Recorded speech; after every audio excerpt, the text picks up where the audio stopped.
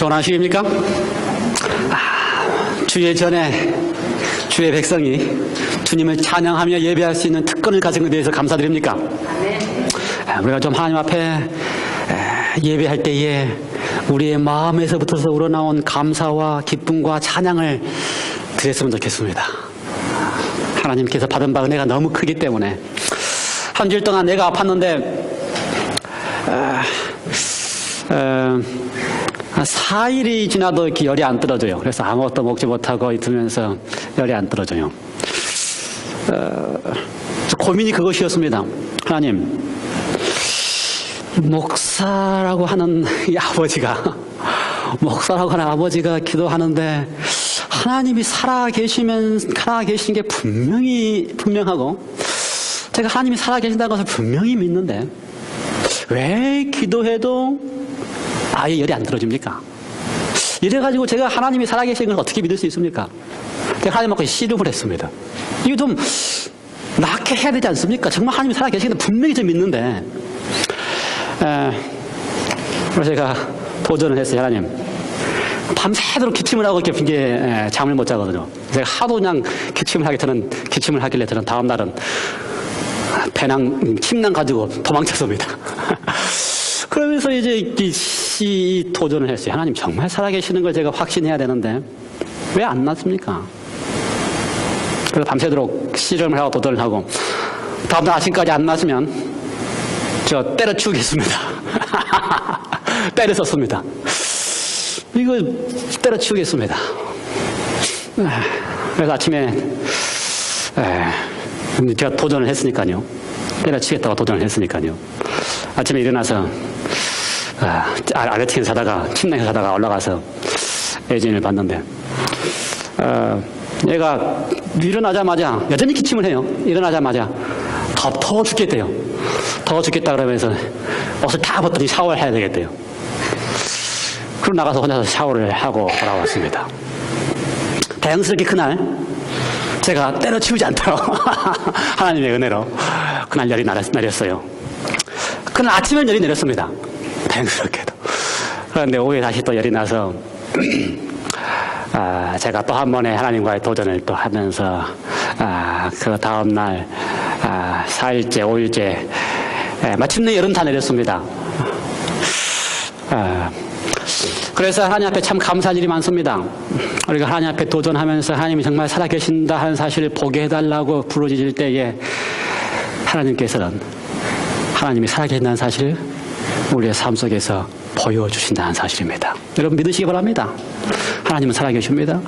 하나님은 창조주이시며 그 창조하신 하나님이 우리를 책임져 주시기 때문에 오늘 우리가 존재하는 것입니다.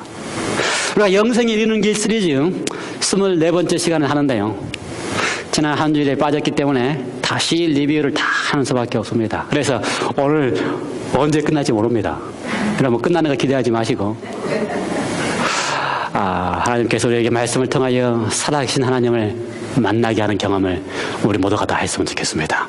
기도하시고 시작하시겠습니다. 기도하십시다. 하나님 아버지, 오늘 우리가 주의 말씀을 살필 때에 성령 하나님을 통하여 우리의 마음을 열어주시고 성령 하나님을 통하여 말씀을 베풀어 주시지 아니하시면 우리는 주의 말씀을 분별할 수 없사오니 부족한 소자와 부족한 영혼들의 마음속에 성령 하나님 임하셔서 말씀을 베풀어 주시옵소서.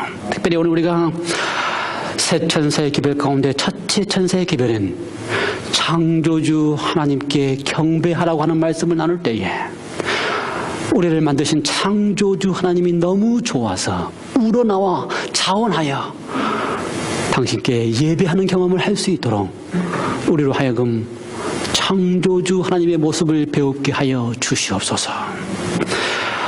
온 이 시간 성령께서 말씀을 베풀어 주시옵소서. 예수 그리스도 이름으로 기도하옵나이다. 아멘. 우리가 요한계시록을 지금 보고 있는데요. 요한계시록 12장, 13장, 14장을 보면 아주 재밌는 사실이 등장합니다. 요한계시록 12장 마지막 절에 영이 분노하여 돌아가서 그 여자의 남은 자손, 하나님의 계명과 예수의 증거를 가진 자들로서 싸운다고 표현했습니다. 그 다음에 요한계시록 14장에 똑같이 그 말을 다시 마지막 반복하면서 결론을 맺습니다. 그래서 서론의 여자의 마지막 남은 자손과 더불어 싸우고요.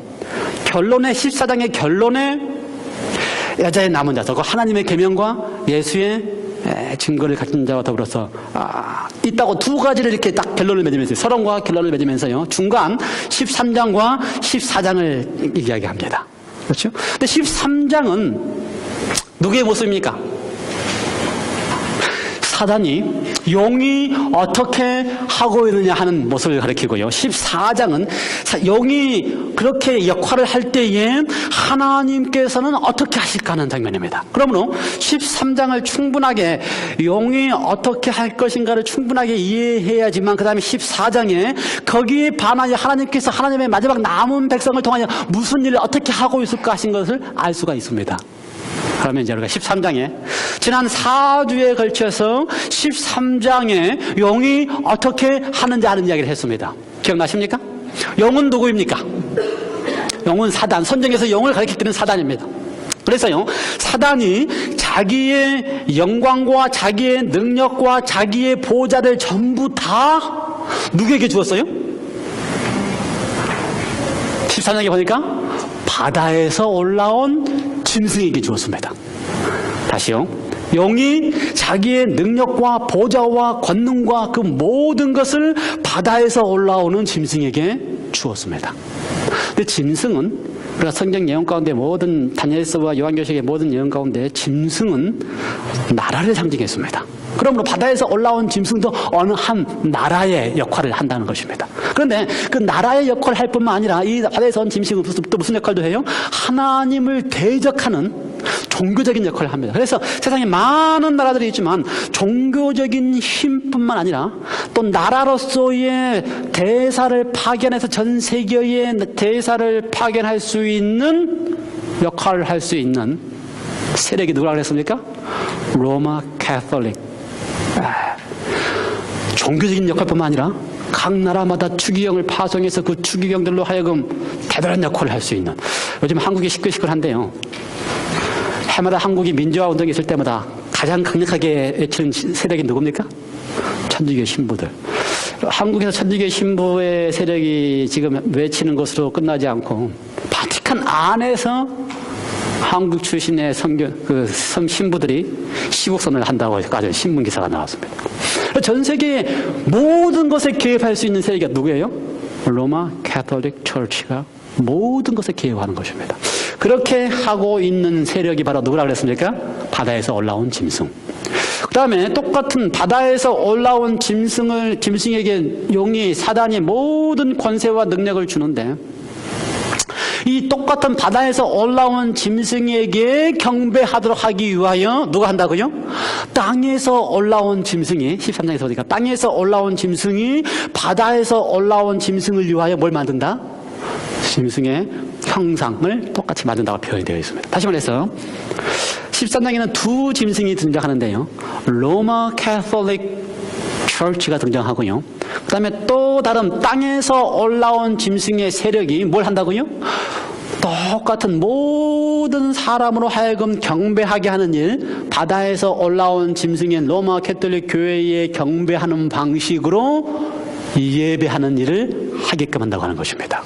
그래서 계시록 13장의 사건은 7번에 걸쳐서 뭐다? 경배. 누구에게 경배한다? 짐승과 용과 짐승이 세운 우상과 형상과 거기들에게 경배하게 할 것이냐? 아니면 7번의 경번 가운데서 6번은 다 짐승과 용과 또는 사단이 가르치고 있는 예배의 방식으로 경배하게 하지만 그 가운데 단 한 번, 14장 오늘 공부하려고 하는 첫째 천세의 기배 속에 하늘과 땅과 바다와 물들의 근원을 만드신 이를 경배하라 할 것이냐. 그래서 이 경배 싸움 가운데 용은 6번에 걸쳐서 자기에게 경배하도록 하고요, 하나님은 단 한 번에 걸쳐서 하늘과 땅과 물들의 근원을 만든 그분에게 경배하도록 제시를 합니다. 자, 그래서 이 경배를 받을 때에, 그렇죠, 영이 경배를 받을 때에 자기가 사단이라고 딱 앞에 서서 사단이 나에게 경배하라 그러면 경배합니까 안 합니까? 아무도 경배 안 합니다. 그러니 사단 뒤에 쓰고, 사단은 자기의 세력을 딱 내어놓고 그 세력이 하나님을 경배하는 것처럼 해서 경배를 합니다. 그래서 정말 진짜 사단이 대표한 로마 캐톨릭 교회는 어떻게 하나님을 경배합니까? 예, 하나님을 경배합니다. 그래서 로마 캐톨릭 교회에서 하나님을 경배할 때에 하나님의 형상처럼 하면서 경배합니다. 그래서 하나님도 어떻게 말했어요? 하나님도 하나님의 형상으로 사람을 만든 다음에 생기를 불어넣어서 하나님의 모습을 잘 담게 하고 하나님의 모습을 담게 했는데, 영도 어떻게 한다고요?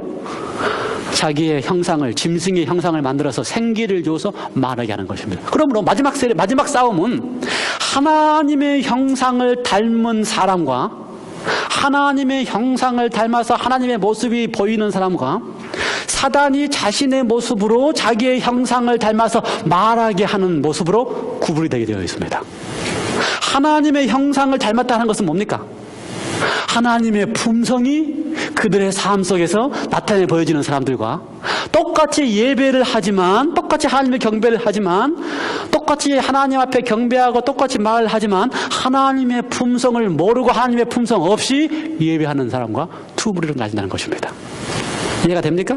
예, 똑같이 영도 하나님의 형상을 닮은 하나님이 창조하는 것처럼, 영도 자기의 짐승의 형상, 짐승의 우상이라고 하는 말은요, 짐승의 형상 그 말입니다. 똑같이 생기를 줬어요.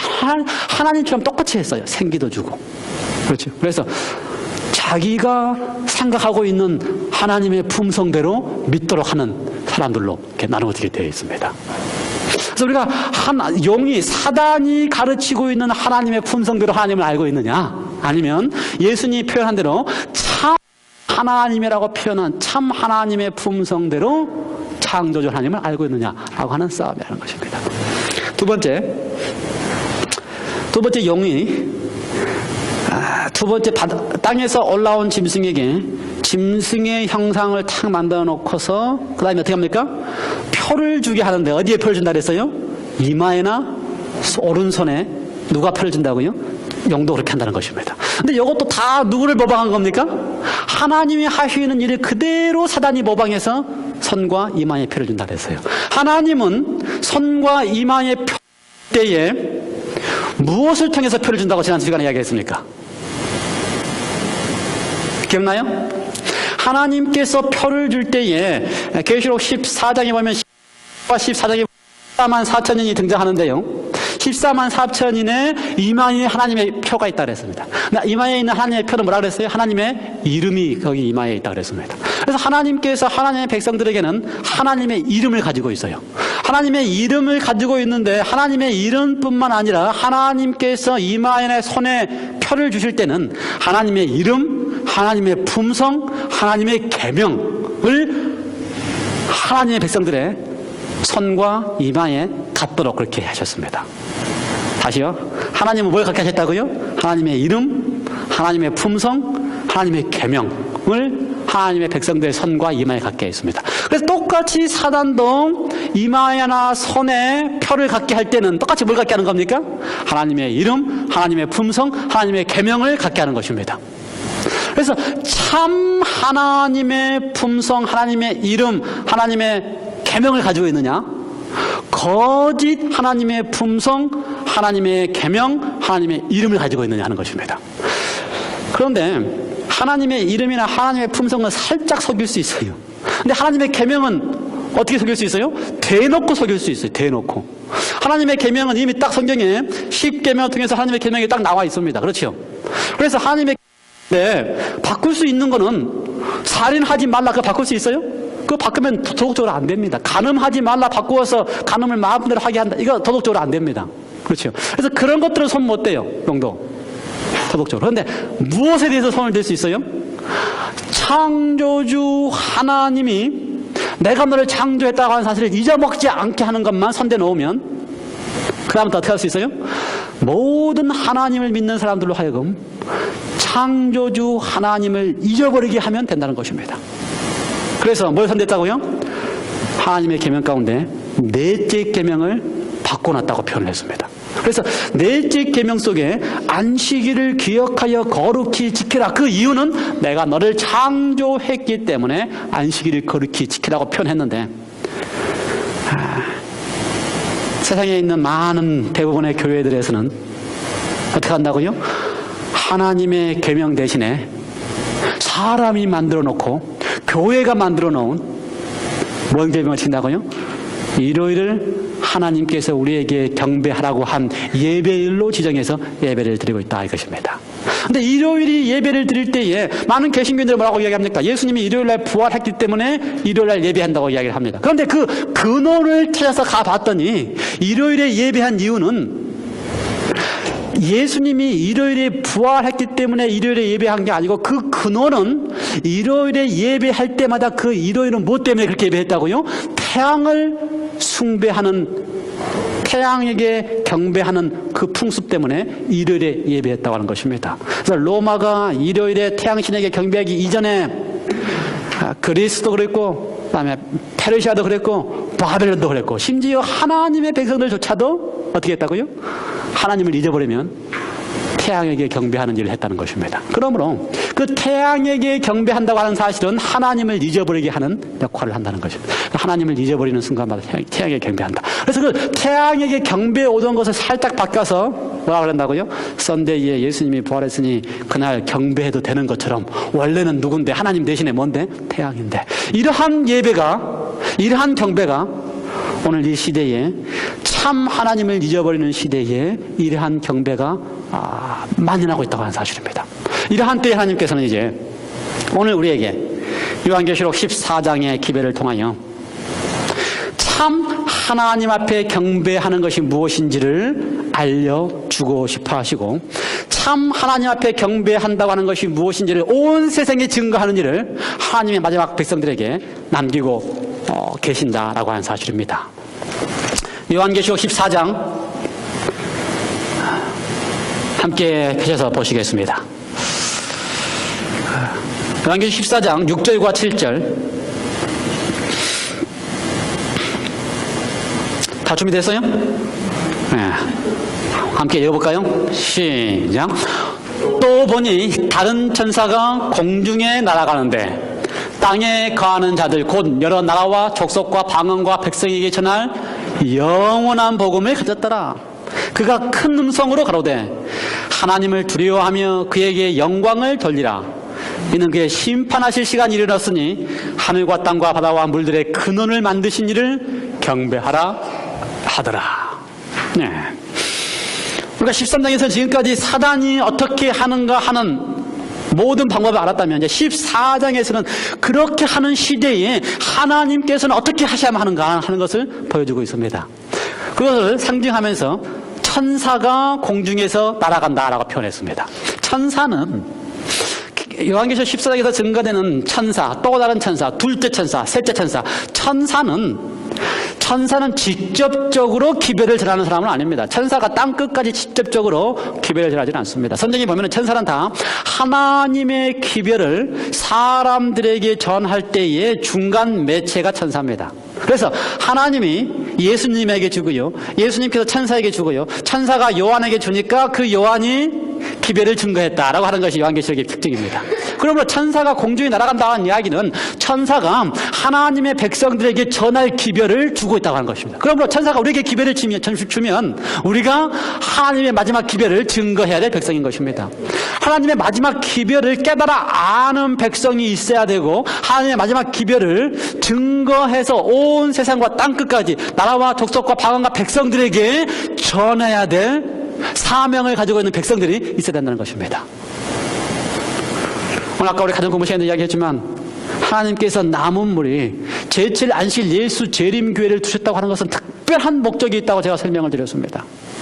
세상에 많은 교회들이 있지만 하나님의 품성에 대하여 올바로 옹호할 수 있는 사람들, 하나님의 품성을 올바로 나타내 보일 수 있는 백성들이 있어야지만 하나님께서 역사를 끝내실 수 있습니다.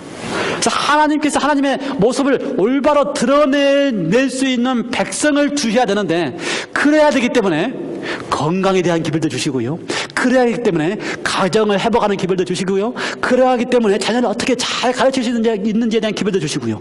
하나님께서 마지막 백성들에게 그렇게 수많은 기별들을 통하여 마지막 백성들을 하나님의 품성을 드러낼 수 있는 백성들로 준비시켜야 되기 때문에 마지막 재림교회를 두실 수밖에 없는 것입니다. 그 재림교회를 통하여 이 마지막 남은 기별, 마지막 세 천사의 기별 가운데 첫째 천사의 기별, 오늘 우리가 공부하는 이 기별을 증거해야 될 필요가 있다고 하는 것입니다. 우리가 여러 시간을 통하여 세 천사의 기별, 첫째 천사의 기별, 둘째 천사의 기별, 셋째 천사의 기별에 대해서 우리가 배우고 알고 또 이야기를 많이 합니다. 오늘 우리는 또다시 반복되는 이야기를 할지 모릅니다. 그럼에도 불구하고 그 반복되는 이야기를 통해서 우리의 삶 속에서, 우리의 경험 속에서 나타나지는 것이 하나님의 궁극적인 목표인 것입니다. 오늘 우리가 첫째 천사의 기별을 읽었는데요. 요한계시록 14장 6절과 7절을 읽었는데요. 이 첫째 천사의 기별 속에는 하나님께서 우리에게 세 가지 명령을 하고 계십니다. 헬라 문법적으로 보면은요, 세 가지 명령문이 거기에 들어 있습니다. 하나님께서 첫째 천사의 기별을 통하여 마지막 남은 백성들에게 증거해야 될 세 가지 명령이 무엇입니까? 보여요? 영원한 복음을 가졌다라고 한 다음에 7절에 하나님께서 우리에게 세 가지 명령을 하고 계시는데 뭐가 있습니까? 거기에 뭐가 있는 것 같아요? 첫 번째 뭐예요? 큰 음성으로 가로되 하나님을 두려워하라. 첫 번째 명령입니다. 하나님을 어떻게 하라? 두려워하라. 첫 번째 명령입니다. 두 번째는 뭡니까? 그에게 영광을 돌려라. 두 번째 명령입니다.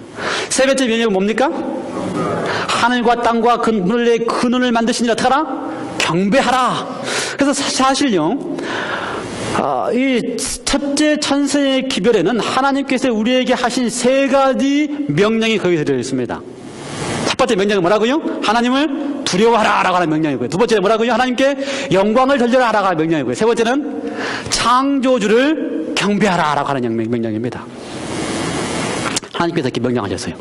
하나님을 두려워하라라고 명령하셨습니다. 이게 무슨 형으로 써 있다고요? 명령형으로 써 있다 그 말입니다. 명령형으로. 하나님께서 우리를 향하여, 하나님의 마지막 남은 백성들을 향하여, 그리고 우리가 또 세상에 있는 모든 백성들에게 증거해야 될 기별이, 첫 번째 기별이 뭐라고요? 하나님을 두려워하라라고 이렇게 증거를 한다. 여러분, 이렇게 증거할 때 어떤 느낌이 드십니까? 하나님을 두려워하라.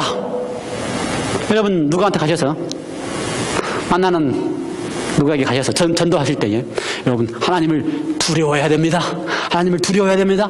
이렇게 가르치고 싶어요? 아니죠. 그렇다면 지금 요한계시록 14장에서 첫째 천사의 기별을 통하여 하나님을 두려워하라라고 할 때에 이 말씀은 무슨 말씀입니까? 아니, 우리에게 하나님을 두려워하라고 명령하실 때 이 말씀이 무슨 명령입니까?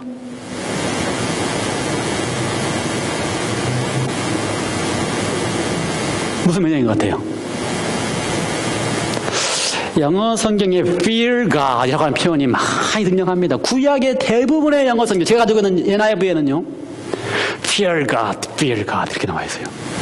그런데 한국말 성경은 구약에 많이 보면요, 제가 이야기했죠. 요한계시록은 구약 성경의 90%를 그대로 다시 인용한 것이 요한 성경이다. 그래서 지금 요한이 이 하나님을 두려워하라라고 하는 것을 이 표현을 할 때는 fear God이라고 하는 표현을 쓸 때는 어떤 말이라고요? 구약 성경에 수없이 등장한 표현을 그대로 이용한 것입니다.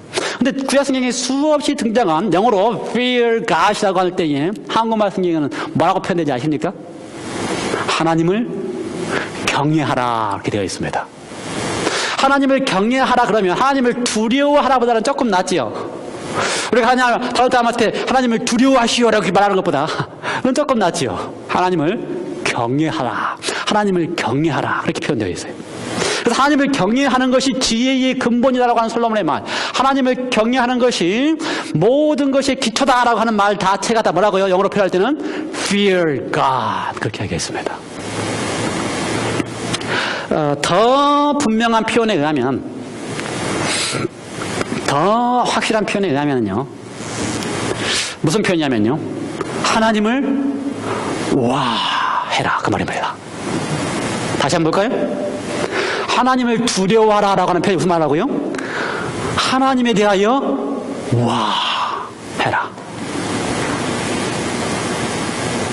여러분, 하나님에 대해서 와 하실 때는 어떤 경험이, 어떨 때 그렇게 하십니까? 뭔가 주셨을 때 와 하는구나. 뭐, 여전히 인간적인 다운 생각이네요. 아니 뭔가 주시면 와 하시네. 네, 맞아요. 감탄하라고 하는 건 맞는 말이에요. 감탄하는데 하나님이 뭔가를 주시면은 예, 우리 최지사님이 지난번에 인터넷에 써놓은 것 가운데 25년 만에 하나님께서 기도를 응답해 주셨대요. 25년 만에. 그것도 어떻게 기도를 응답해 주셨다고요? 가장 극적으로 기도를 응답해 주셨대요. 그러니 와 하지요. 와 하는 느낌이 들지요. 이야 하나님이 이런 분이구나. 와 대단하시구나. 어떻게 해요? 25년 동안 남편이 교회에 나와서 함께 어떻게 하라고요? 찬양대에서 찬양을 좀 할 수 있도록 기도를 드렸는데 절대로 응답하실 것 같지 않은 남편이었어요. 고집도 세지요. 봐요. 고집 세게 생겼잖아요. 옛사람이. 지금이 아니고 옛날 사람이. 우리가 지금 하는 건 다 옛날 사람 이야기입니다. 지금은 안 그래요. 맞아요. 고집도 세지요. 또 성질도 있지요. 절대로 나와서 찬양대에 예배할 것 같지 않는 사람이 극적인 상황에서 어떻게 해요? 그것도 첫 데뷔 무대가 어디예요? 작은 찬양대가 아니고 큰 교회에서, 그것도 노스 웨스트에 있는 온 안식교회들이 다 있는데 앞에서 극적인 데뷔를 했으니, 하나님 앞에 하나님 그렇게 하셨으니 하나님을 향하여 와 소리가 안 나와요? 그게 하나님을 두려워하라라고 하는 것입니다. 하나님 우리가 알 때에 하나님이 이야 이런 분이구나라고 하는 것을 아는 순간 어떻게 한다고요? 하나님을 경외할 수 있게 된다 이 말입니다. 그런데 세상에 많은 사람들은요, 하나님을 두려워할 때 진짜 두려워하는 경우가 있습니다. 한국에 아주 유명하신 분 가운데 전도왕이라고 하시는 분이 있습니다. 이번에 설교 가운데 이렇게 이야기하는 설교를 제가 들은 적이 있어요. 전도왕이라고 하시는 분이. 전도왕이 되기 전에 와이프가 열심히 신앙생활을 하니까 자기는 삐딱하게 신앙생활을 했어요. 삐딱하게 신앙생활을 해서 교회 가는 것을 아주 싫어하고 어떻게 하면 교회를 안 가게 꼬셔서 안 가게 할 것인가. 그래서 하루는 아내를 그냥 잘 구슬려가지고 일요일에 교회 안 가고 어디 갔어요? 차 타고 강원도 놀러 갔습니다. 가다가 어떻게 했어요? 큰 교통사고를 나가지고 그냥 온 식구들이 다 병원에 입원하게 됐어요. 그리고 나서 이분이 뭐라 그러는지 아십니까?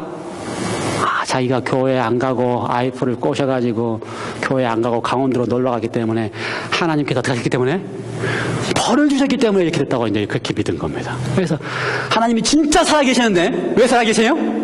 하나님을 안 듣고 교회 안 가고 강원도로 놀러 돌려가 도망가면 하나님이 틀림없이 벌을 주시기 때문에 진짜 살아계신다고 믿어요. 그 다음부터는 이 사람은 꼼짝 못하고 어떻게 했어요? 전도왕이 됐습니다. 진짜로. 왜요? 그렇게 하나님 어떻게 하기 때문에 또 하나님이 벌 주신다는 사실을 그 다음에 철떡같이 믿기 때문에 전도왕 됐어요. 이렇게 믿는 사람들이 얼마나 많은지 모릅니다. 하나님을 두려워하라 그럴 때에 진짜 하나님을 두려운 존재로 믿어서 꼼짝달싹 못하고 왜 그렇게 전도왕이 돼요? 전도왕 안 되면 하나님이 벌 주신다고 믿기 때문에 이렇게 하는 사람들이 많이 있어요. 이렇게 하는 사람들은 하나님을 볼 때 하나님을 향하여 와 할 수 있어요? 결코 할 수 없습니다. 그래서 지금 이 마지막 시대의 마지막 백성들에게 하나님께서 우리에게 주신 기별은 하나님에 대하여 와 하는 경험을 하도록 우리에게 분부하고 계시는 것입니다.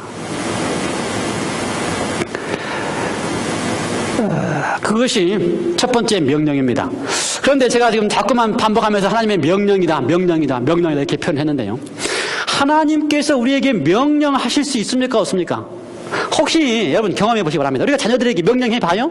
명령하지요? 우리 부모들이 명령 잘합니다. 근데 우리가 명령한다고 우리가 명령한 그대로 됩니까? 안 돼요. 아무리 명령을 해도 조금은 되는 것 같지만 또다시 똑같이 돌아갑니다. 하물며 하나님이 우리에게 명령을 하면 우리는 어떨 것 같아요? 하나님이 명령하면 예 하겠습니다 하지만 조금 지나가면 어떻게 해요? 그거 하나님이 명령해도 소용이 있어요 없어요? 없어요. 그거 하나님이 아셔요, 몰라요? 아셔요. 그런데 하나님이 명령해요, 안 해요? 안 해요? 안 해야 정상이에요. 그런데 성경의 모든 성경에는 다 어떻게 됐다고요? 하나님을 두려워하라고 명령으로 써있다 이 말입니다. 하나님이 아시면서 명령을 해도 그것이 소용없다고 한 사실을 아시면서 그렇게 하나님을 두려워하라고 명령하신 이유는 뭘까요? 명령으로 쓰는 이유는 뭘까요?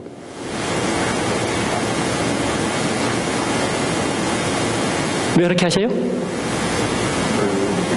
예, 하나님께서 그렇게 명령하신 이유는 너가 안 되면 어떻게 하겠다?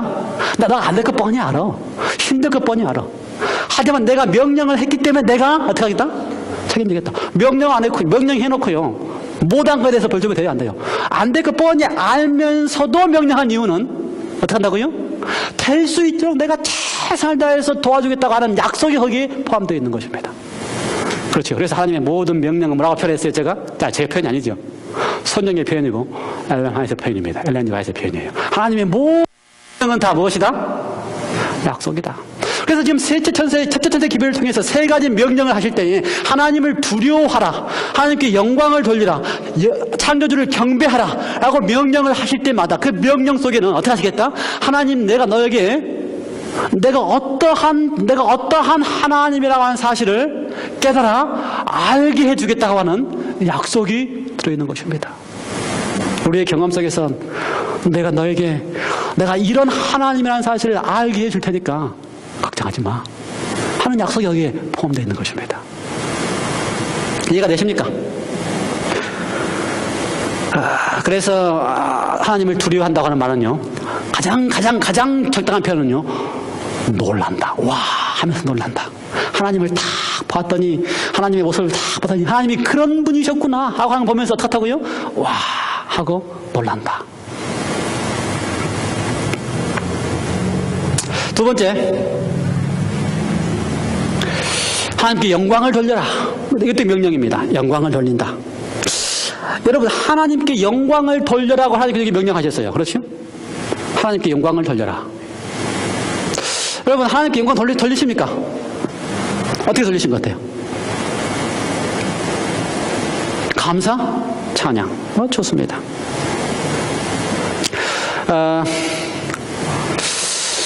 영광이라고 하는 표현이 뭡니까?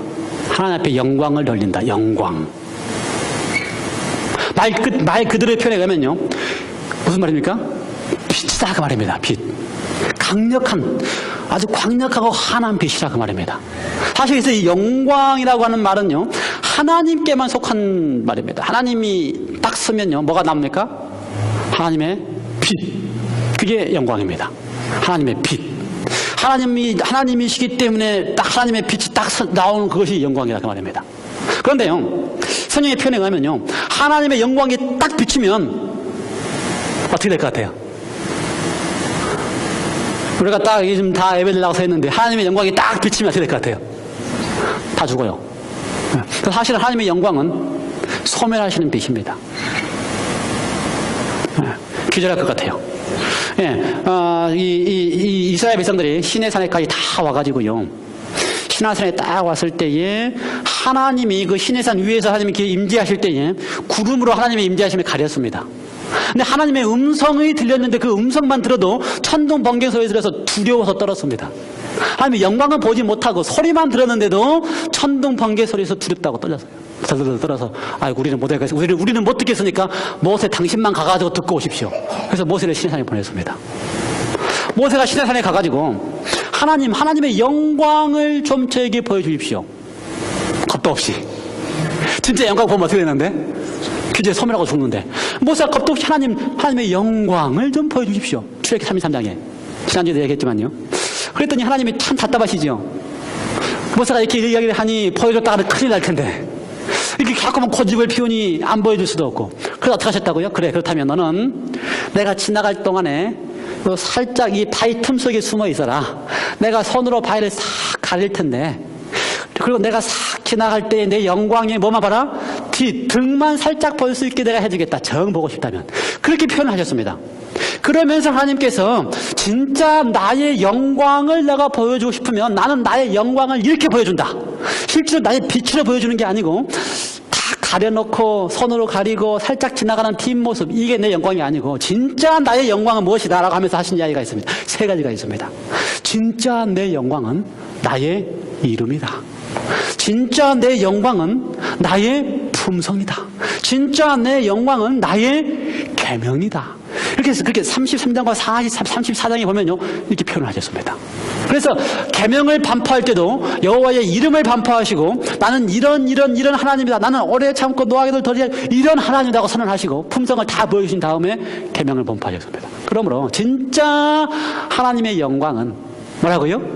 하나님의 이름, 하나님의 품성, 하나님의 계명이 하나님의 영광입니다.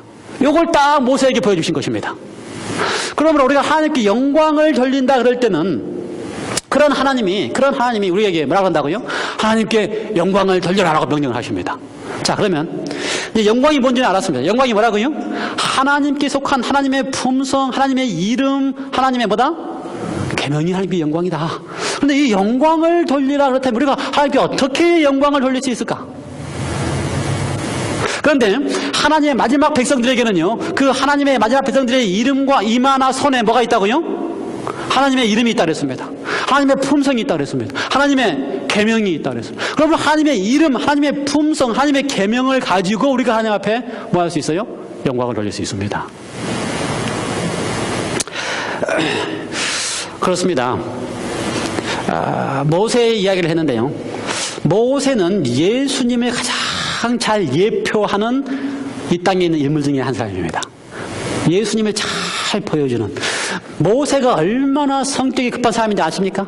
모세의 인생을 나눠보면요, 120세 인생 가운데 처음 40년 어디서 살았어요? 애굽에서 바로의 아들로 살았습니다. 왕자로 살았습니다. 두 번째 40년 어디서 살았습니까? 미디안 광야에서 양을 치며 하나님의 신의 산에서 하나님을 만나고 하나님을 깨달아 알면서 살았습니다. 마지막 40년 어디서 살았습니까?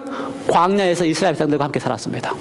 그런 모세의 경험을 보면은요, 모세가 처음 40년 동안에 이집트에서 이집트의 왕자로 살 때 모세가 어떤 사람인지 아십니까?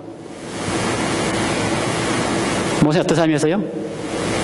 얼마나 성격이 급했으면요, 옳지 않은 일 보고 가서 화가 나가지고 어떻게 했어요? 한 주먹에 이집트 사람을 한 주먹에 죽이고 안 보도록 땅에 묻을 만큼 성격이 급한 사람이었습니다. 그런 모세를 향하여, 모세의 성격을, 그런 모세를 향하여 모세를 가리켜서 뭐라 그러는지 아십니까? 어떻게 부르는지 아세요? 가장 온유한 사람이다 라고 불렀습니다. 그렇게 불과 같이 40년 전에는 불과 같은 성격에 한 주먹에 자기 마음이 안 들고 옳지 않다고 생각하면 한 주먹에 이집트 사람을 죽일 수 있었던 모세가 40년 후에 광야에서 지내면서 그를 향하여 온유한 자라고 표현할 수 있었던 비결이 뭐 같아요?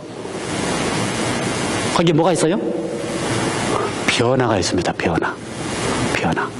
품성의 변화가 있습니다. 불과 같은 사람이 온유한 사람으로 변화. 그 온유한 사람으로 변화될 수 있었던 비결이 뭐였을까? 그것은 바로 하나님의 영광을 알았다는 것입니다. 하나님의 영광을 보았다는 것입니다. 하나님의 영광을 경험했다고 하는 것입니다. 하나님의 영광을 보고 경험하고 알았기 때문에 그런 불과 같은 사람이 어떻게 해요? 가장 온유한 사람으로 변화될 수 있다는 것입니다. 모세가 광야에서 40년 동안 살 동안에는요, 아무리 백성들이 날마다 원망을 해도 그들에게 뭐라고 한 적이 있어요? 없습니다. 하나님에 대해서 원망해도 원망하면 누구한테 가져가면 되는데 자기가 그 다 원망을 들은 다음에 백성들한테 가져가지 않고 하나님한테 가져가세요. 하나님 이렇게 원망한다 어떻게 하면 좋겠습니까? 성내지도 않고 풀내지도 않고 누구한테 가져갔다고요? 하나님 이런 상황이라도 어떻게 하면 좋겠습니까? 다 하나님한테 가져가세요. 그리고 나서 어떻게 해요? 심지어 백성들이 다 그들의 죄악 때문에 끊쳐진다 그럴 때에 뭐라 그랬습니까? 아니요, 차라리 내가 하나님의 생명책에서 끊어진 것이 낫겠습니다. 차라리 내가 죽겠습니다. 내가 영원히 죽겠습니다. 하나님의 생명책에서 끊어진다고 하는 것은 뭐예요? 영원히 소멸되는 편이 낫겠습니다. 누구 모습 같아요?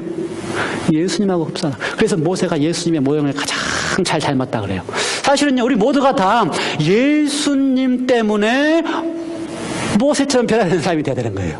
모세가 그렇게 변화됐었던 비결이 뭐라고요? 하나님의 영광, 하나님의 이름, 하나님의 품성에 대하여 그가 알고 깨닫고 보고 경험했기 때문에 그 모습이 그대로 나타났다는 것입니다.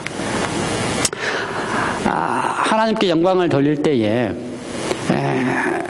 그 하나님의 모습을 가장 잘 나타내 보이신 분이 바로 예수 그리스도입니다. 그래서 예수님의 모든 생애는 하나님께 영광을 돌리는 생애였습니다. 그 당시에 많은 그리스도인들이, 많은 유대인들이 다 하나님에 대해서 오해하고 있었습니다. 가장 큰 오해가 뭔지 알아요? 문둥병자들이 왜 문둥병이 걸려요? 누군가 그 집안이나 그의 죄 때문에 하나님께서 벌을 주셔서 되었다? 문둥병이 걸렸다. 중풍병자들이 왜 중풍병이 걸려요? 그 당시에 신학이 그렇습니다. 그 당시 유대인 종교 지도자들이 가르치는 신학이 중풍병이 걸리면 왜 그런다? 죄가 있어서 하나님이 벌을 주신다. 이게 그 당시 가르치는 신학입니다. 이러한 때에 예수님께서 어떻게 하셨다고요? 그렇게 다 하나님이 벌을 주셔서 그렇게 됐다라고 믿고 있는 이 유대인들에게, 하나님이 벌을 주셔서 그렇게 됐다고 있는 사람들에게 예수님이 오셔서 어떻게 해요? 중풍병자를 낫게 하시면서 뭐라 그래요?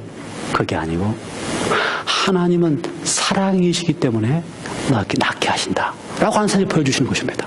그래서 사람들이 와, 예수님이 중풍병자를 먹은 것을 낫게 하시는 걸 보니까 이야, 하나님이 정말 그런 분이시구나 라고 해서 모든 이렇게 예수님께서 기적을 하실 때마다 그 성경에 뭐라고 표현하냐면요, 백성들이 하나님께 영광을 돌리더라.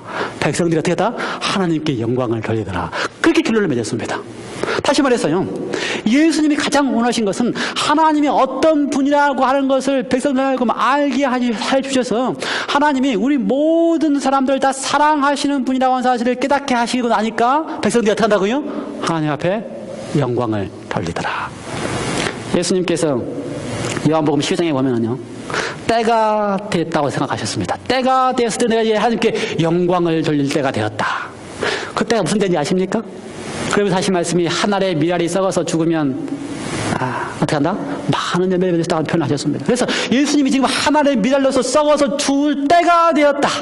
당신의 생명을 완전히 내어놓을 때가 되었는데 그것이 무엇이다? 하나님 앞에 영광을 돌리는 것이다.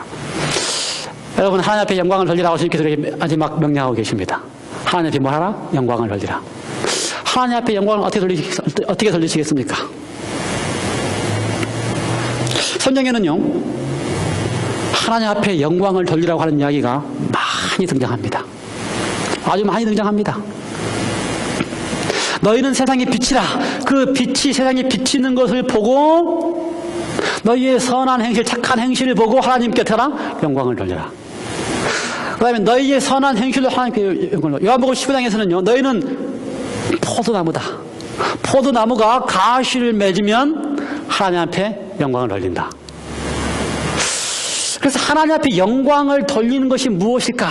하나님 앞에 영광을 돌리는 것이 무엇일까? 모든 영광을 돌리는 것에 대한 핵심은 하나님께 대하여 하나님의 모습이 우리의 삶에 나타내 보여지면 그것이 하나님께 뭐가 된다고요? 영광이 된다고 하는 사실입니다. 하나님의 모습이 우리의 삶에 나타내 보여지기 원하십니까? 정말 그렇게 되기 원하십니까? 하나님의 모습이 우리 삶에 나타내 보여지기 시작하면 하나님께 영광을 돌리는 것입니다. 선한 행실, 과실을 맺는 것, 그렇지, 성령의 열매가 우리 가운데 맺혀지는 것, 하나님의 품성이 우리의 삶에 나타지는 것. 그렇게 하기 위해서요, 고린도전서 6장과 고린도전서 10장에는요 뭐라 그런지 아십니까? 내가 무엇을 먹든지 무엇을 마시든지 다 하나님께 영광을 돌리기 위해서라. 우리가 먹고 마시는 것도 하나님께 영광을 돌릴 수 있습니까?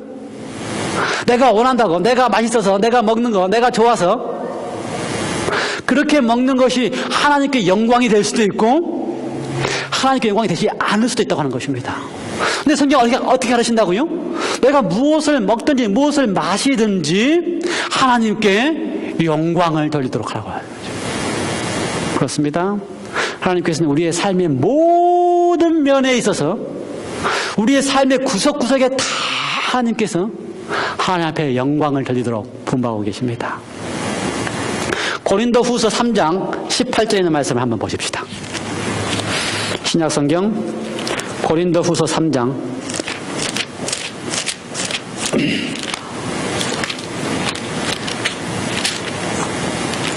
18절.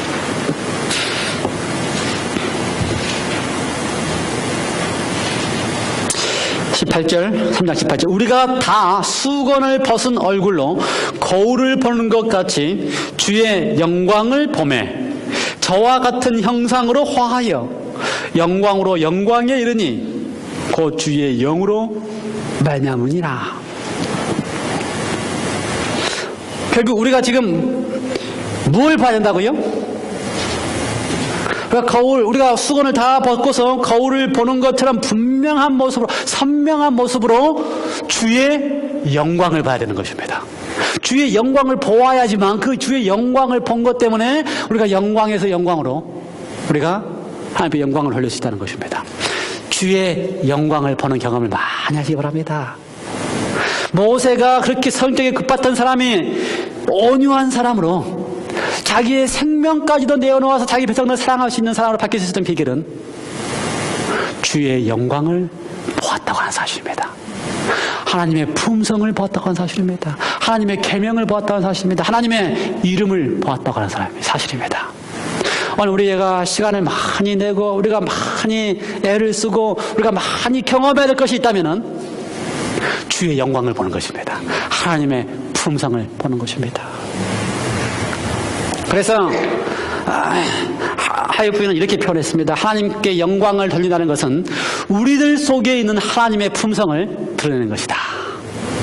형제의 모습 속에 보이는 하나님의 형상 아름다워라. 그것이 뭐라고요? 하나님께 영광을 돌리는 것입니다. 우리 모습 속에서 뭐가 보이는 거라고요? 하나님의 형상이 보이는 것.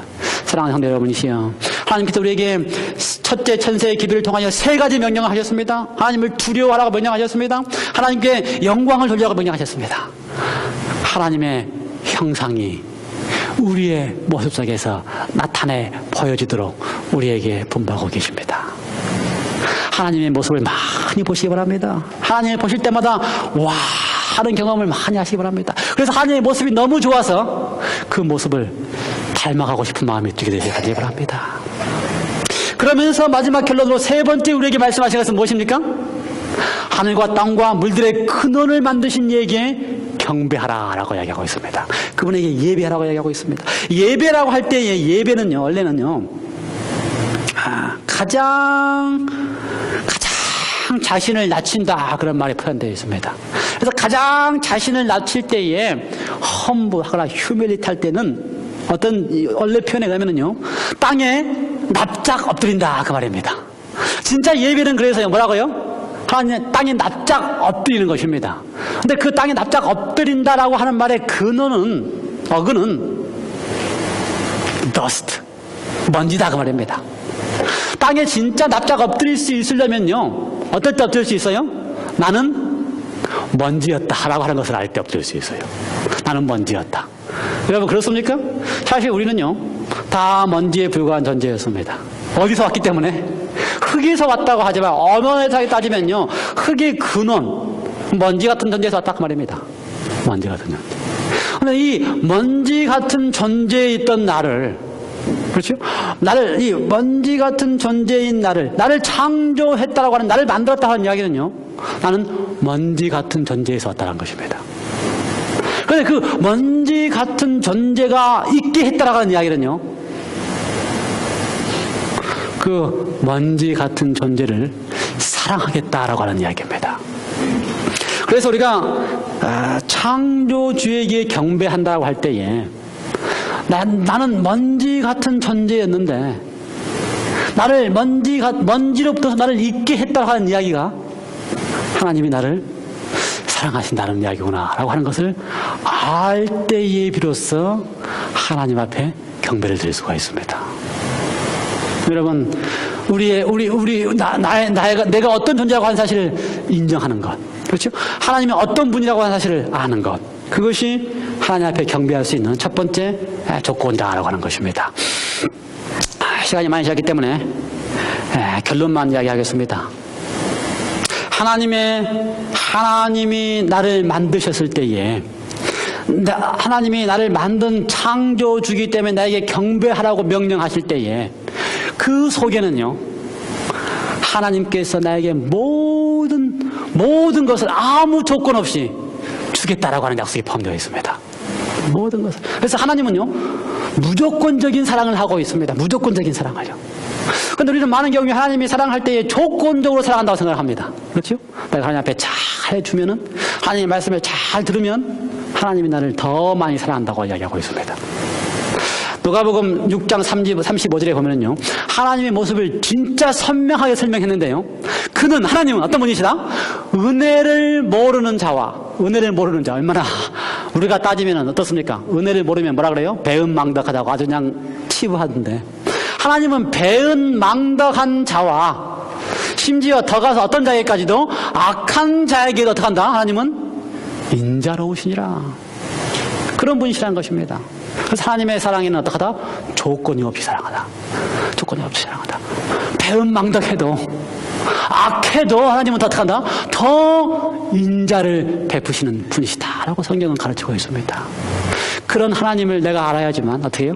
하나님이, 그런 분이시라면 내가 그런 분의 모습을 내가 담기를 원합니다. 그런 분의 형상을 나의 모습 속에 담기를 원합니다. 그래서 성경의 많은 성경 가운데서요, 하나님께서 우리에게 분부하실 때 이사야 58장에 보면은요, 뭐라고 분부하시는지 아십니까? 우리에게 가난한 자를 어떻게 먹이고, 또 굶주린 자에게 먹이고, 감옥에 갇힌 자를 돌보고, 내 이웃을 돌보고, 이렇게 하는 것이 바로 무엇이다? 하나님의 형상을 나타내 보여주는 것이다. 그건 뭐예요? 하나님이 그렇게 조건 없이 사랑한 것처럼 조건 없이 사랑하는 모습을 우리가 그리스도인으로서 보일 때에 그것이 하나님 앞에 영광을 돌리는 것이고, 그것이 하나님 앞에 경배하는 것이다 라고 성경은 가르치고 있는 것입니다. 하나님의 사랑은 멈추지 않습니다. 하나님의 사랑은 끝이 없습니다.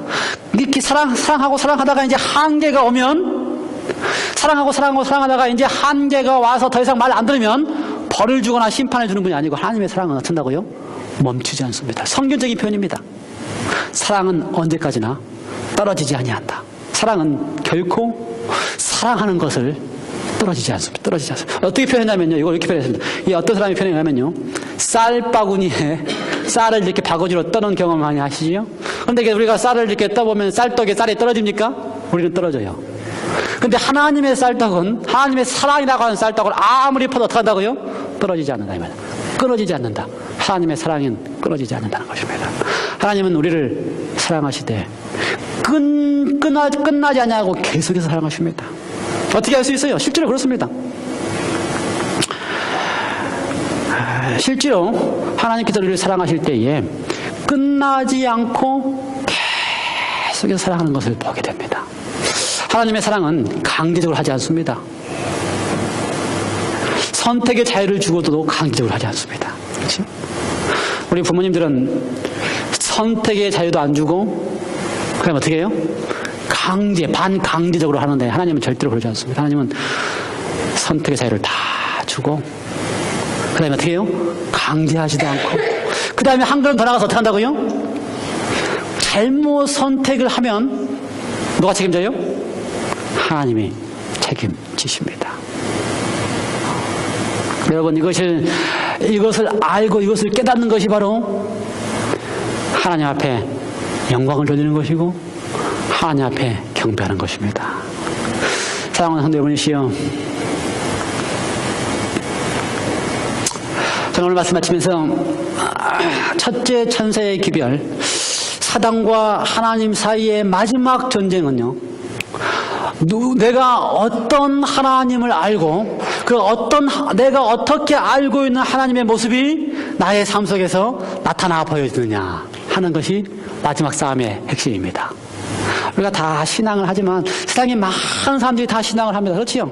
근데 그 다 신앙을 하는 사람들 가운데서 어떤 하나님을 알고 그 믿는 바 하나님의 모습이 나의 삶 속에 나타나지느냐, 내가 믿는 하나님이 정말 할 수 있는 하나님이냐, 내가 믿는 하나님이 정말 그의 영광을 보면서 그의 영광이 너무나 좋기 때문에 나도 그 영광대로 닮아가고 싶어서 하나님께 영광을 돌릴 수 있는 모습이냐?